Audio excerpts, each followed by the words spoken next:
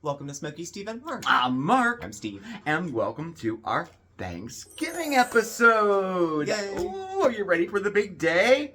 Came up so quick. It's less than a week away. I know. You better have that turkey in the fridge already. I know, right?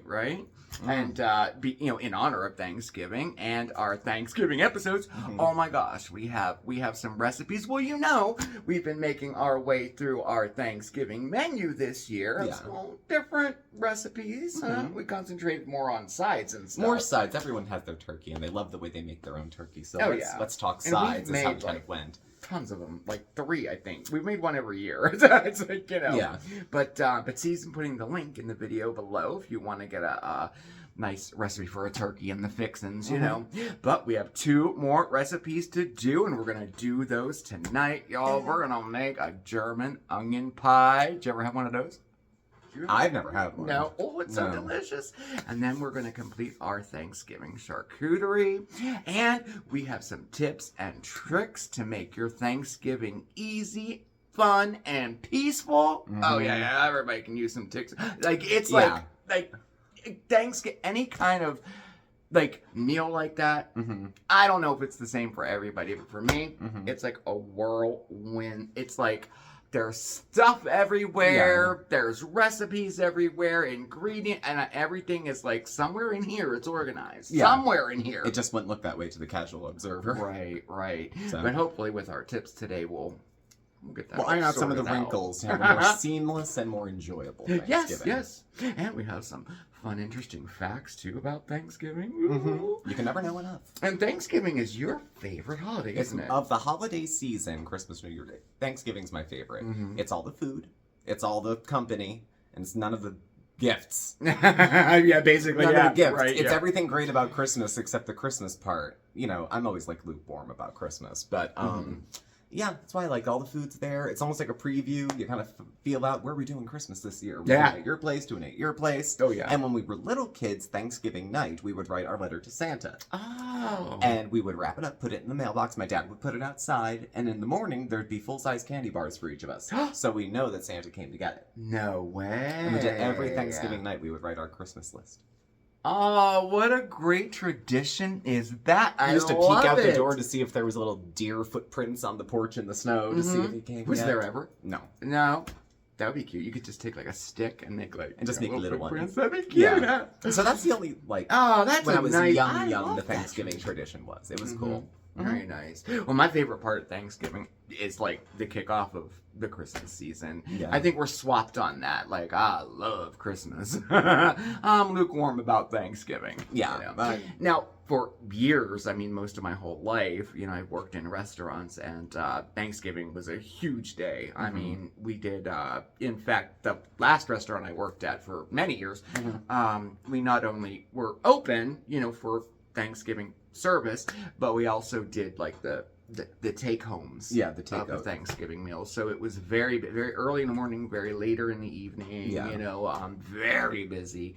So it was like that for most of the holidays, actually. Well, in the hospitality business, you're making other people's holidays for them true. by giving up yours to go cook. Yeah, and then you celebrate after. But doctors do that. My mom's sister's a nurse, and she would just work for the time and a half, and whatever the day was off near the holiday is when they would have dinner. Then they have dinner 2 days before, 1 day after, because somebody's got to work.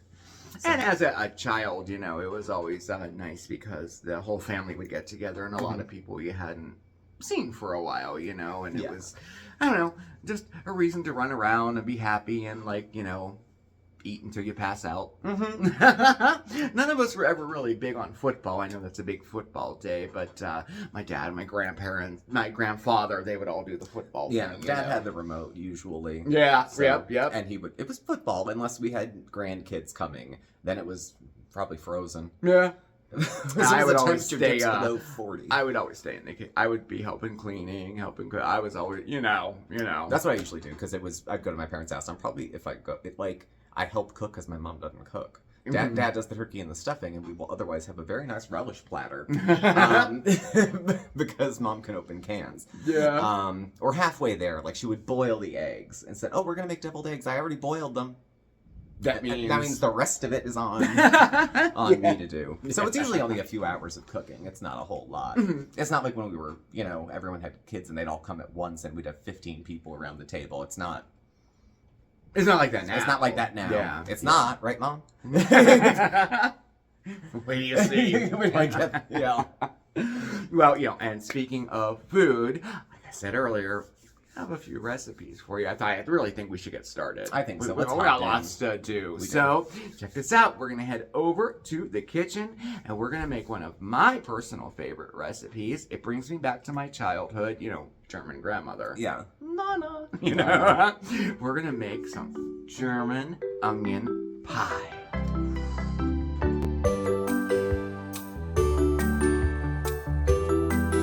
Oh man, I'm so excited to share this recipe with you. It's gonna bring me back to my childhood German grandmother, Oh. Yeah, right. We're gonna make a German onion pie. Pronunciation. Zwiebelkuchen. Ooh, very good. Thank you. Yeah. Oh, it's so delicious and it's so easy to make too. So let's get started. And it all starts with a crust of some sort. Now, traditionally, that would be like a pizza crust, like that. Now, you could go to the store and buy the store-bought pizza dough, or heck, you could even use refrigerated pie dough for this recipe, but I gotta ask ya, would Nana approve? I mean, especially for like a holiday dinner, right? Come on! Alright, so I happen to have a very, very easy dough recipe for you. So let's make it, okay? So in my bowl here, I have 2.5 cups of all-purpose flour. To that, we're gonna add 1 packet of active dry yeast. We're gonna add 1 teaspoon of salt, 1 tablespoon of sugar, 1.5 tablespoons of extra virgin olive oil. And then to that, we're going to add 1 cup of warm water. And you're looking for a temperature between, like 100 to 120 tops, like around 115, 110 would be perfect. And that's what you need for like the yeast to bloom and work properly, So we're going to mix this all together until a sticky dough forms.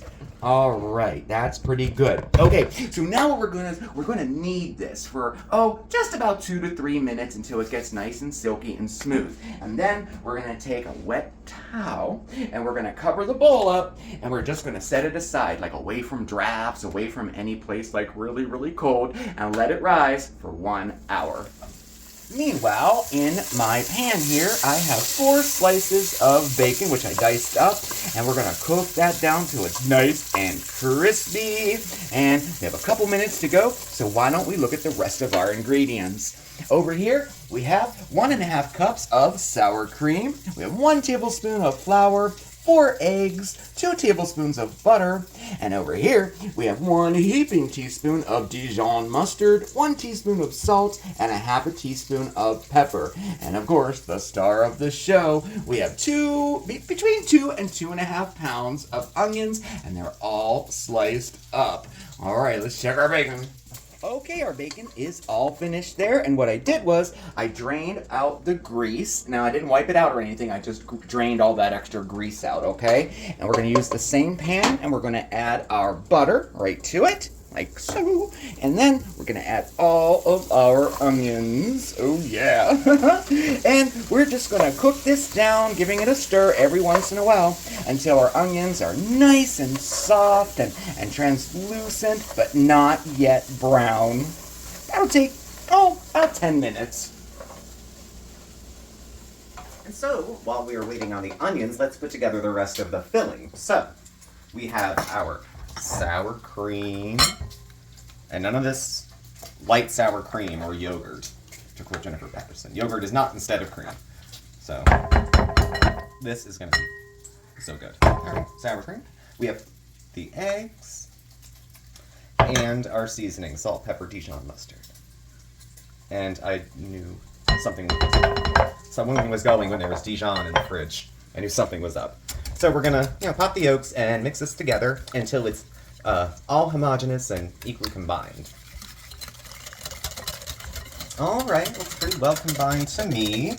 So let's go check on the onions. That's what you're looking for. See how they're just starting to get to that caramelized stage, but just not quite there. That's what we're looking for. It was about 10 minutes. So now we're gonna add our flour.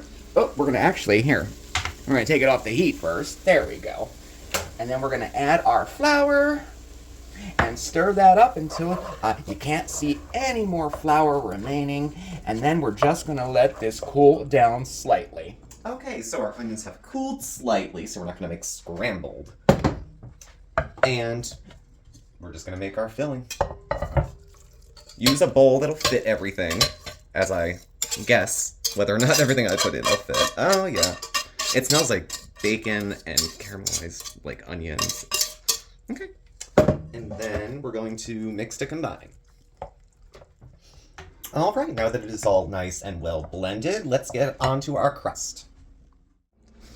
All right, so it's been an hour. Our dough should be ready. Oh, yep, it is. Okay, so now what you're gonna do is get yourself a pie pan, and we sprayed it with some cooking spray there to get that all ready. Now, as far as the pie pans go, you could use a regular pie pan. You could use, I do actually recommend using a 9-inch springform pan. That makes a great onion pie. But you could use a regular pie pan. You could use a rectangular baking pan as well. We're using an 8-inch deep dish pie pan here, and I'm hoping I have a little bit of filling left over to make a second real small one for a friend of mine, so we shall see. All right, so now we're gonna take our crust. It's all ready to go there, and we're just gonna turn that right down into our pan like that.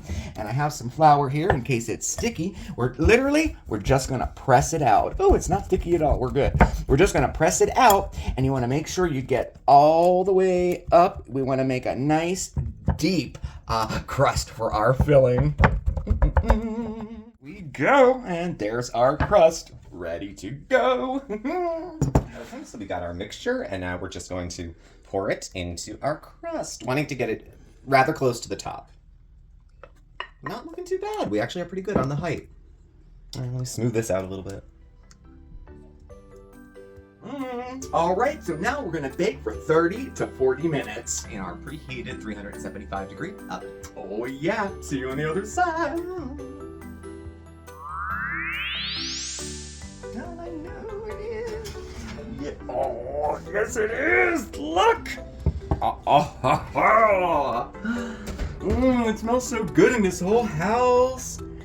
This is a great recipe. This is like it's almost kind of like a quiche in a way. You know, there's eggs in there and everything, but definitely the onions are the star of the show. So, oh boy, German onion pie.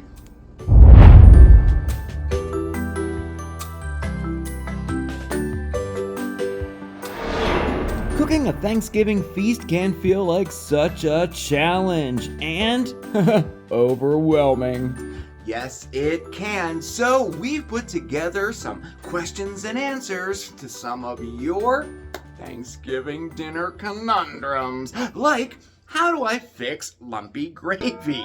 Well, you know, making a smooth, silky gravy is actually pretty simple.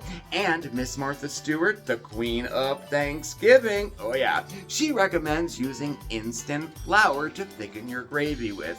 However, if you still have lumps, just whisk that gravy all up and then run it through a fine mesh sieve. A Thanksgiving conundrum. How big of a turkey do we get? Well, it could be a deal breaker. Your rule of thumb is to get a pound to a pound and a half per person who's going to be eating. So you can crunch the numbers as you see fit, but that's about the recommended ratio. And always better to err on the side of having a little too much than not enough for everybody who came. So how do I thaw a turkey properly? Well, choose between two methods recommended by cooking experts. Now, the first method, the refrigerator method, does take longer, but it is the most recommended way of thawing a turkey properly. Take your frozen turkey, still in its wrapper, and place it on a rimmed baking sheet and put it in the fridge, using the rule of thumb of 1 day per 4 pounds. Yeah, Can take a couple days there, huh? And then there's the cold water method. So fill a clean sink up with cold water, and then place your turkey down in there, still in its wrapper. And that rule of thumb you want to use, about 15 to 20 minutes per pound to thaw your turkey. Is it safe to stuff a turkey? Well, some folks are fans of the not stuffed, and they make the dressing or stuffing on the side, and it's a little crispier, and it's a different kind of animal. You can stuff your turkey. My dad makes an incredible stuffed turkey. His dressing is my absolute favorite. I've tried a ton of other people's. It's great. So you can do that with the stuffing. Just make sure when you temp it, you're temping the center of the stuffing, and that is reaching 165 degrees, and you'll be good to go. What can I do to get ahead of cooking and prepping? Well, the key to a great Thanksgiving dinner is in the organizing and planning of your meal. Definitely write down each one of your dishes on a piece of paper so you don't forget anything too. Get all of your ingredients well in advance and determine which elements or which dishes you can make way ahead of time. I mean, some dishes you can make even days ahead of time. Hello, cranberry sauce. Pies, even your mashed potato can be made ahead of time, including those ingredients that you need for certain recipes. You need a mirepoix? Cut all that up a day or two ahead of time.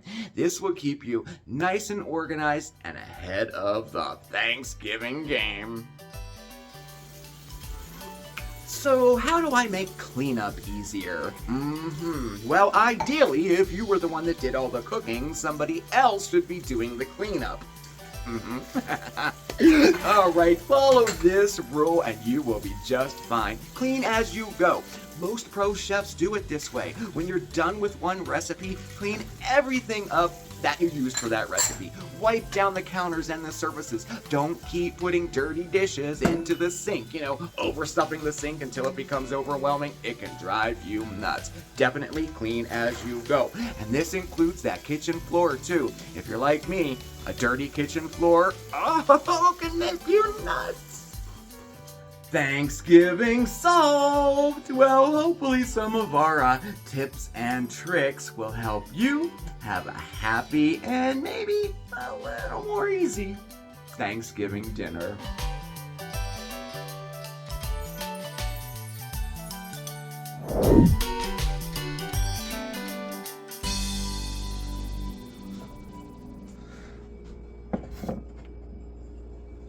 Mark's putting together our charcuterie, our autumn charcuterie. We actually have a couple other dishes we're going to pair with it, too. It's very exciting stuff. So, long time no see. So for my addition to our cornucopia charcuterie is that I'm going to make some pear chips. Might be something you're not so familiar with. So, what do you need to make pear chips? You need a pear. I would suggest a little bit underripe or just there, because we're going to be cutting this pretty thin. And you'll need a knife. I suggest serrated. Or a good bread knife, but if you got sharp knives, anything's fine. So you have to decide how you want to attack your pear over here. You want to stand them up and cut this way, all the way through and have the long cuts. Do you want to cut it this way and have little rings? I'm preferential to rings. So first things first, take the end off. And then we're going to cut thinly. It's okay about the center, we're going to deal with that in a minute. Cut as thin as you can, and if you're careful and have a safety glove, you can use definitely like a mandolin to do this. So, slicey slice. Here are our slices of pear. Now, if you've had pears before, you'll know they have skins. You can skin this if you want. I don't think it makes too much of a texture difference. Some people do, but we're in my house. So, pears, of course, have this little bit of center in the middle. Sometimes if you have an apple core or something else, you can just plonk that out and you'll have the ring with space in the middle. I scoured the house, found a pastry tip off of one of Mark's pastry bags, and it worked just fine to get that little center out. That is brilliant. Brilliant idea. I'm impressed. You're impressed? I impress myself sometimes. All right, we got all our centers out. Now, this is a matter of preference, of course. You can definitely leave them in and just cut them in some nice thin strips. So there's options. You can do these as are, neat, or you can put some seasoning or some flavor on them. I'm gonna pull a couple away over here, and we can try that out. Different suggestions include cinnamon. Cinnamon and sugar if you must, but cinnamon. Maple syrup is the another one too. 100% real maple syrup. Must. Gonna give it just like a little drizzle. And then with our brush that in. Alright, so they're the experimental ones we're gonna try. The rest of these we're gonna do as is. So I'm gonna be using my food dehydrator because it does great at this kind of thing. For the food dehydrator, I'm gonna set it at 135, place these on a rack, and leave it in there for about 12 hours. You don't need to flip them or anything. It should be just fine. If you want to do them in the oven, you don't have a dehydrator. You can put your oven at 230 degrees, let it preheat. Cut them the same way, prep them the same way, put them on a cookie sheet, maybe with some parchment underneath.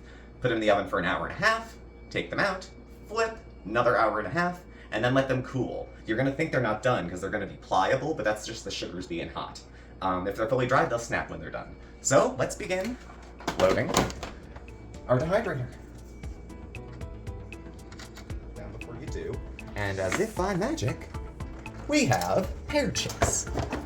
So again, when these come out of either the oven, dehydrated, what you're using, let them cool. You're not going to be able to tell they're crispy for like the first 5, almost 10 minutes.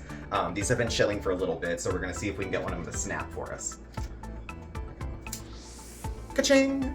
So, what else do you need to know when eating these? The thinner you cut them, the more like a chip they'll be.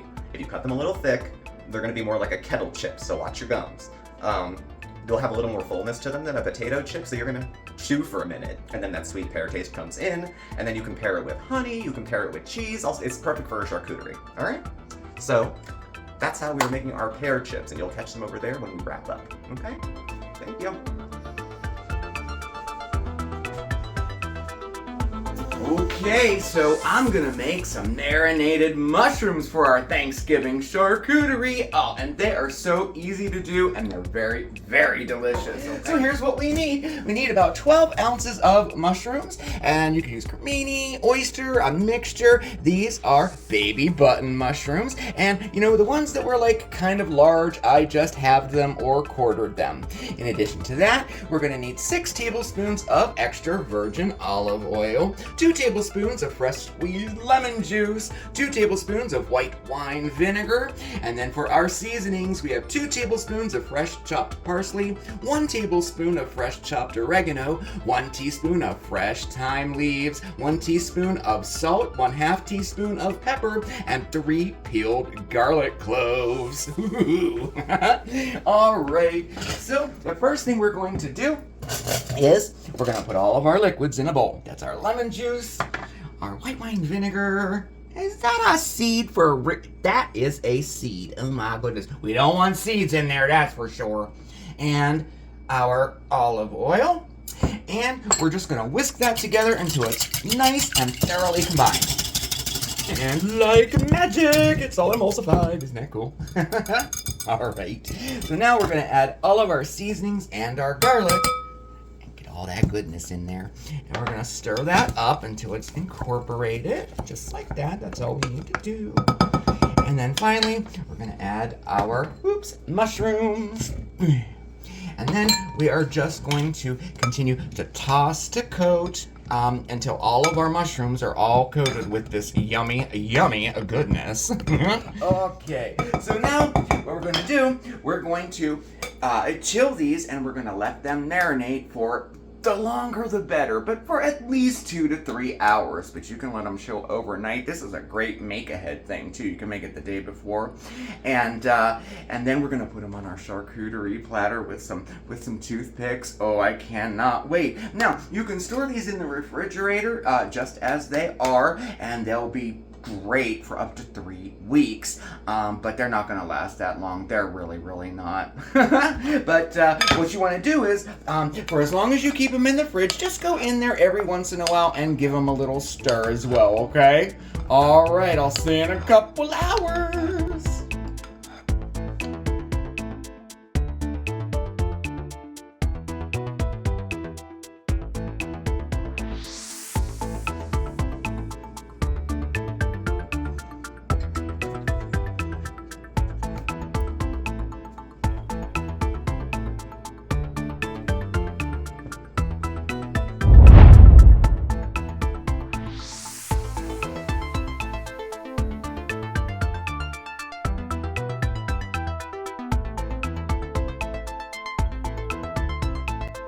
little toasty. A little toasty. We did this all in real time. Yeah.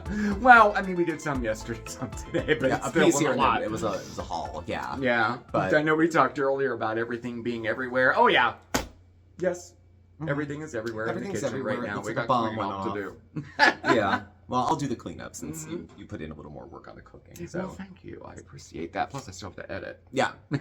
You know, girls, this is Yeah. this might be up on Thanksgiving. Yeah. Behind the scenes, it takes a while to edit. Sometimes they does. come out around 1 a.m. So Oh, well, hopefully not that late. I'm hoping not that late, but if it is, I do apologize. Yeah. But, you know, it is a Thanksgiving episode. It is. We still have a week till Thanksgiving, so Mhm. we're good, we're good. we have plenty of days of gratitude Yeah. from now till then. So What'd you think of the onion pie? I Mhm. it's good. Good, I'm glad. It's good. It gives me memories of bacon and onion quiche. It gives Yeah. me memories of Polish, like pagash. It has like potatoes mashed up on top of pizza because it has the bread type crust with Yeah. it instead of like a pie crust or whatever. So Mm-hmm. I love it. And you can use the pie crust for this too. I know some folks do that. We always, you know, had it like this, and it brought back memories. That's so good. And one little thing about the seasonings, you either love this seasoning or you hate it. You can Mhm. also add a teaspoon of caraway seed to it. But Wow. and then of course the tips and tricks. I really hope that some of those helped you out. And you know what? If you still have like a million questions or even one or two, you know, because I'm sure people do. Yeah. All you got to do is pick up the phone because y'all, the Butterball Turkey line. Oh, yeah. yes, it's so cool. It is a real thing, Mhm. and it's available to U.S. and Canada consumers every year, every November through December. The turkey. And you call the number, ask your questions, and you know what? It's been in continuous operation Mhm. since 1981. That's fantastic. It's so cool, and there real people are there. Oh yeah, someone who already knows how to make a turkey I will know. answer the phone and you help you through it. It's so cool. I wonder how many, if they get calls saying, hey, just wanted to say hi. I wonder. I wonder. And then they really changed with the times too, because now you can even text, email, and chat as well. Wow. Go Butterball, right? Exactly. Yeah. All right. Well, I guess we'll let you go for now. We had a good time today. We had a good time. We really have good did. eats to eat after. Yes, we do. So definitely try the onion pie. Yeah. No, like we're breaking the fourth wall here. It's ridiculously good. It's good. If you can't make it, coerce a friend. Have somebody else do it for you. Mhm. So thank you all for joining us. Thank you all for watching. We are grateful for you, of course, on this We are. Thanksgiving episode. Please do subscribe and hit the notification bell. You get alerts when we have new videos and go live. We're on Facebook, Instagram, X. Email address, contact info is below. And thank you, and we'll catch up with you tomorrow for One Miss Foodie Beauty. Yes, we will. And then we'll be back Sunday for our regular 6 o'clock live stream. And then I'll see you on Mondays with Mark, where we are getting ready for Christmas. Alrighty. Have a great weekend, everybody. Happy Thanksgiving, and we'll see you next time. Bye.